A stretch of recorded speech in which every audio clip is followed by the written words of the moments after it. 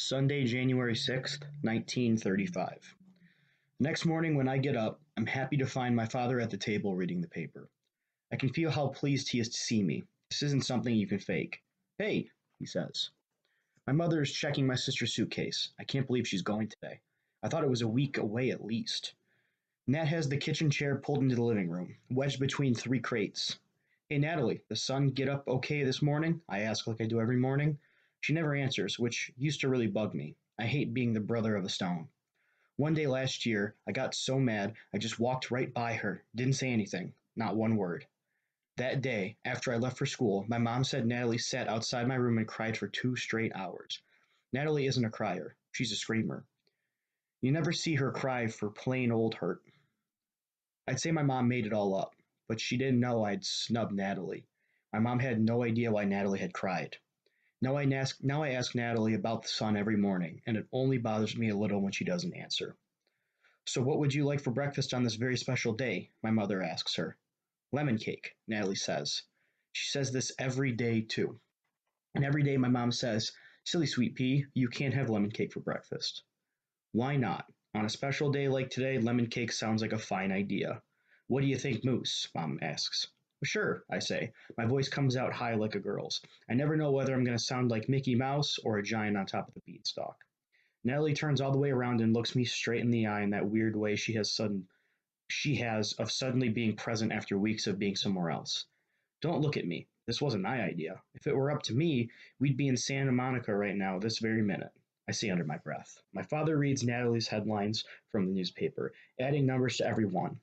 Work resumes on the Golden Gate Bridge. 103 men are put back to work. 2 quit, 7 scratch their heads, 5 have their feet up, 2 eat sausages for supper, 3 do not.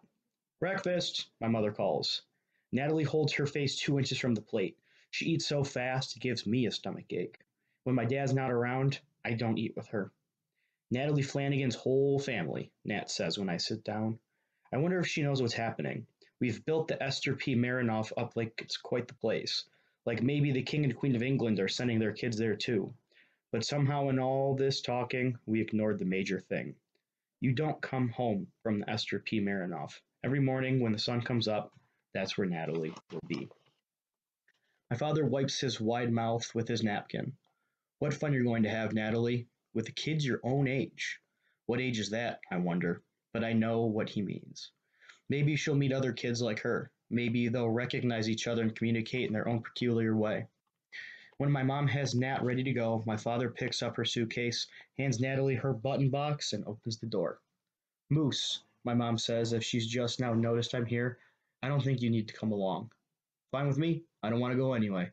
I don't look at her, or my dad, or Natalie. Helen, my father's voice has a sting to it.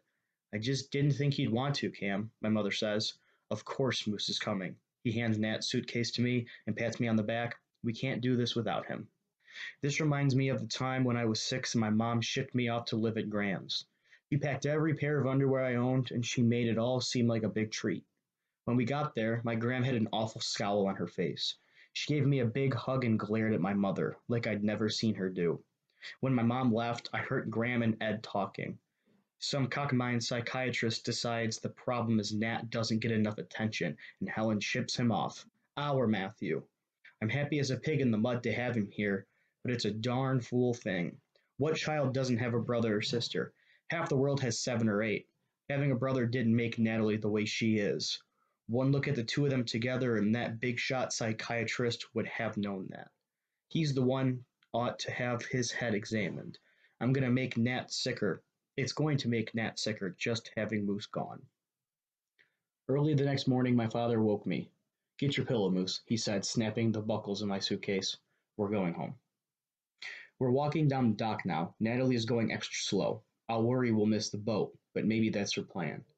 I like to think all these years have been part of her plan too, and one day Nat will tell me it's all a crazy game she made up to see if we really loved her. My father jogs ahead. Yesterday the boatman told us, we don't wait for nobody. Even God himself has to get down here on time. But somehow, the big ex-Army steamship called the Frank M. Cokes is still there. My mother walks through the snitch box, a metal detector designed to make sure no one is bringing guns on the island. This new school is a good opportunity for you, Natalie, my mother tells her as I watch the boat guy unwind a rope, as thick as my arm, from the cleat. You're such a lucky girl to have this chance. Natalie says nothing. Her eyes are trained on a gull wiggling a potato chip out of the wood slat bench. I look up at another bird high in the blue sky, and another skimming low over the green blue sea. My father has a book with him, McGregor's Illustrated Animal Book. He brought it because it has a good index. Nothing pleases Natalie more than having him read the index of a book to her. American leaf-nosed bat, page 48, my father reads. American quail, page 232.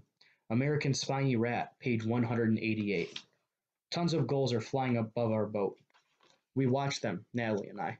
Natalie is rocking more than usual, but it doesn't look out of place here. The boat rocks anyway. I count 229 birds, I say, pointing at the gulls. Bad moose, Natalie says. 9 birds. 9. I smile at her. I count 47 people on the deck. Bad moose. 11 peoples. 11. Natalie loves catching my mistakes. Once when I was 8, she started bringing books to me. Big old ones, like the dictionary and the encyclopedia. She turned to the back and plunked the books on my lap. I couldn't figure out what she wanted. One day, just to get her to go away, I started reading the page she had opened. It was a history book, and the index was full of names of people and places.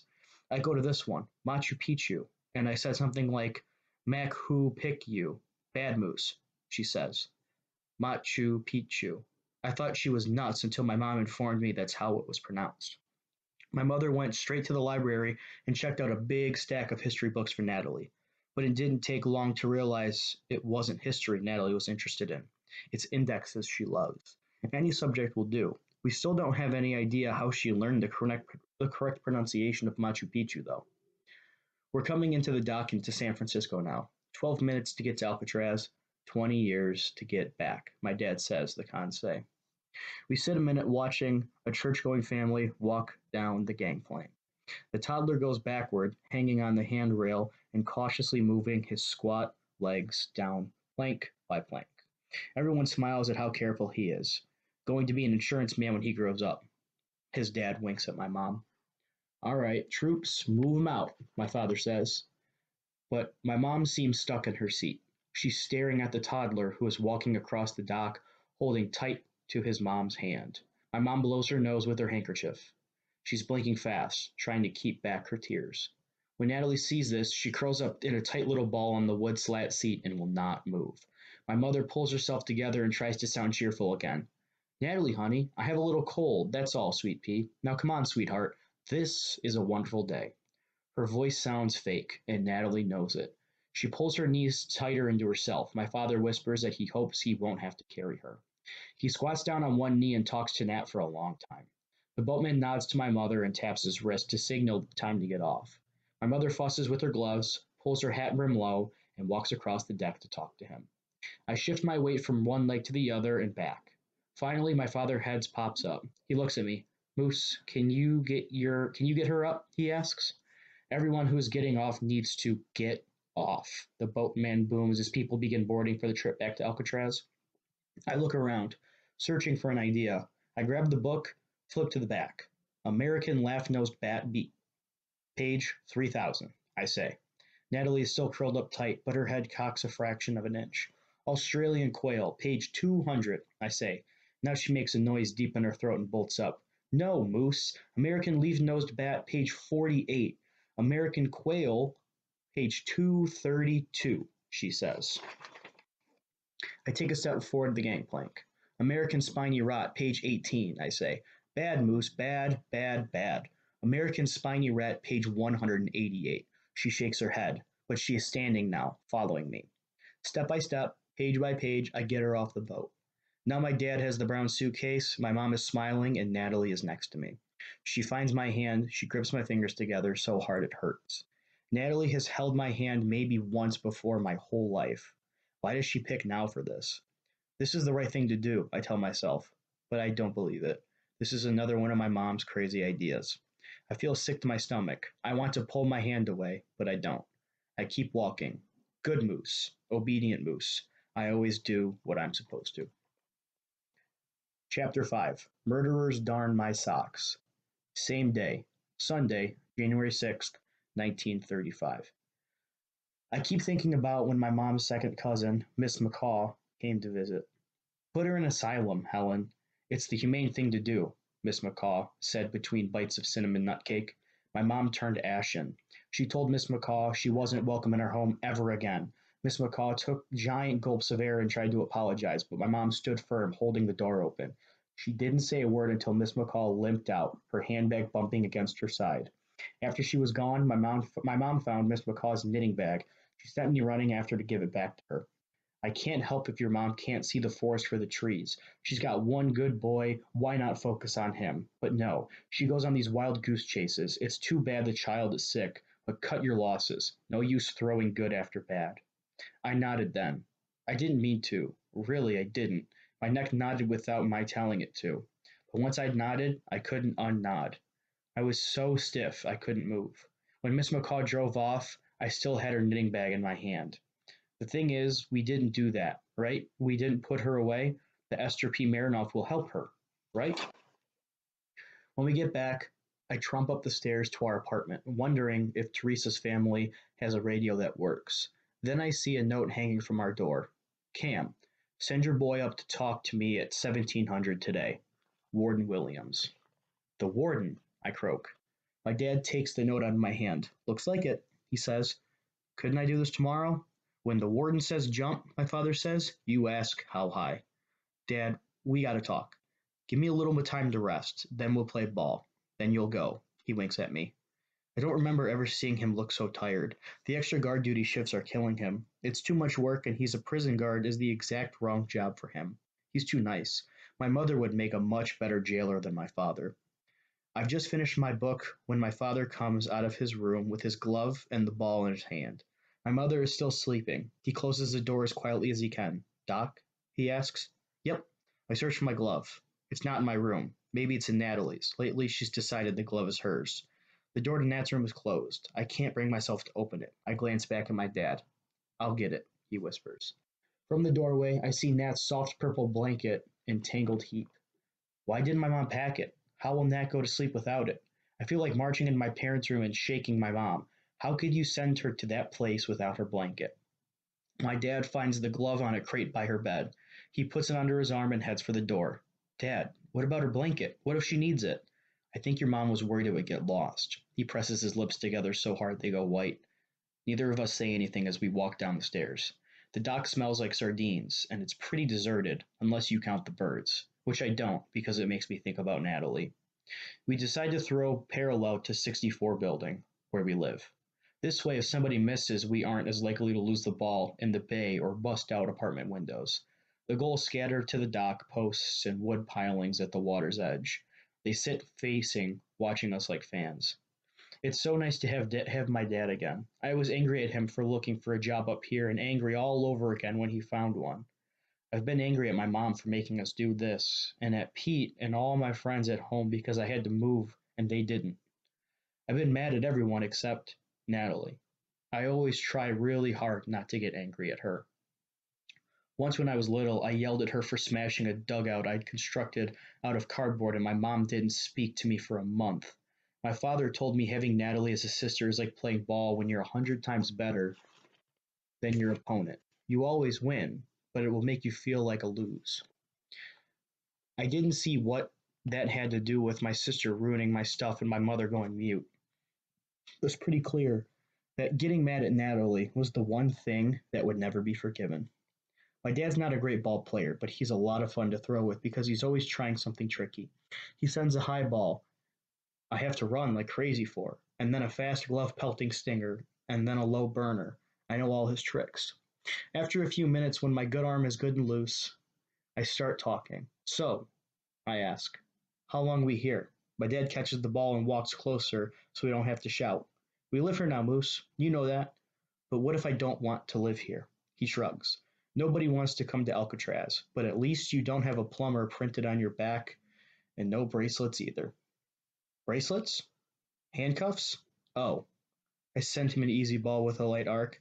Natalie doesn't like it either. She doesn't like it one bit. I say, although I know it's a cheap shot. My father catches the ball and waits a beat before returning a stinger. I'm surprised how hard and fast it is. It stings my hand through my glove. If you want to talk about yourself, that's fine, but I'm not going to discuss your sister. Does the warden know? Does the warden know what? About Natalie. Of course. What does he want to talk to me about then? He just wants to meet you as my guest. It's decent of him to take the time to talk to you, Moose. Have you met his daughter, Piper? Yes. Seems like a quiet, nice young lady. I blow air out of my mouth and roll my eyes. He laughs. The pretty ones are always trouble, Moose. But I think you can handle her. He winks at me. She told me she's going to tell the warden about Natalie. Like I said, he already knows. She wasn't nice, I say. Sounds to me like she was just trying to help out her dad. No crime there. Tell me again why we can't go home? We saw where that was going, Moose. Natalie sitting on Graham's back step, counting her buttons day after day. We wanted to see, just see, if there was another way. This school has skilled teachers working with these kids around the clock. It's an impressive place. The goals are starting to edge closer now. I stamp my foot and they scatter. You saw how she was when we left. Change is hard. It's hard for you. It's hard for me. It's murder on your sister. His voice breaks. You heard her screaming, Dad. My dad's hands go up and block the words. Look, son, he interrupts. I can't talk about this anymore. I want to know for certain this is going to work out. My dad sighs. He looks out at the water to where they're building the Bay Bridge. Two toothpicks held together by a thread of steel. He's quiet for a long time. Nobody knows how things will turn out. That's why they go ahead and play the game moves. You give it your all, and sometimes amazing things happen, but it's hardly ever what you expect. Now, he checks his watch. You can't go see the warden looking like that. Go put on a clean shirt. I don't have one. Cleaner, then. We don't put laundry out until Wednesday. Comes back Monday. Mom doesn't have to do it? He shakes his head. The convicts do the washing here. The convicts wash my shirt, as in murderer convicts and kidnapper convicts. And then I'm supposed to wear them? He laughs. They darn socks too? Yes, as a matter of fact. Do a better job than your mom too. Though you don't dare tell her I said that. Murderers outsew my mother? Apparently so. My dad laughs. Chapter 6. Sucker. Same day, Sunday, January 6th, 1935. I'm walking by the cell house now. Row after row of dark, barred windows, all spooky quiet. What goes on in there?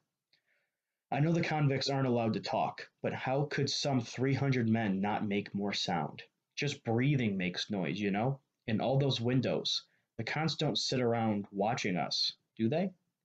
Across the road from the cell house is a fancy mansion with flower pots on the steps and curtains in the windows. The only thing missing from the house is a lawn and a tree. That's the only tip this is Alcatraz. There's nothing but cement clear up to the door. Even so, it's strange how one side of the road is so different from the other. High society on the left, grim and grisly on the right. Somehow, this seems like the perfect place for Piper. I trip going up the steps and have to brush myself off and tuck my shirt in again. I comb my hair with my hand, take a deep breath, and ring the bell. The door opens a split second later, and there's the warden, rising to fill the doorway. Young Mr. Flanagan, he says. Yes, sir, I say. Just making myself a cup of tea. Care to join me? No, sir. Yes, sir, I want to join you, but no, sir, I don't like tea. The warden nods. His eyes look me up and down. After a long minute, he gives up command of the entrance and motions me in. My library is upstairs. The door's open. You go on ahead. I take an uncertain step forward and peek into the living room. The couches and chairs look perfect, like nobody's ever sat in them. It smells like ammonia, and there's opera music playing somewhere. This is not the kind of house where you can burp freely and run around in your bare feet. The warden's library is a big, dark room with heavy red drapes drawn closed and floor-to-ceiling books, the kind of official volumes with thick indexes that Natalie likes. The warden comes in after me and closes the door. He sets his teacup on the desk, settles into a huge winged desk chair, and begins to work.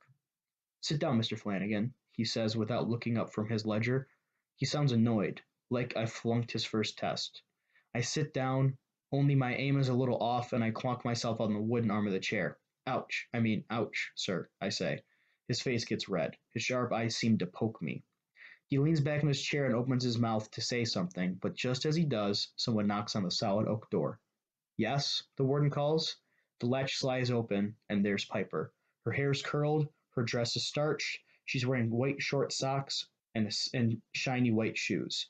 Piper, didn't you want to sit in? The warden asks, his face big, shining. Yes, sir. She smiles sweetly. We'd be delighted, wouldn't we, Mr. Flanagan? The warden asks. Yes, sir. My throat closes around the words. The warden doesn't seem to notice, beaming as he is at her.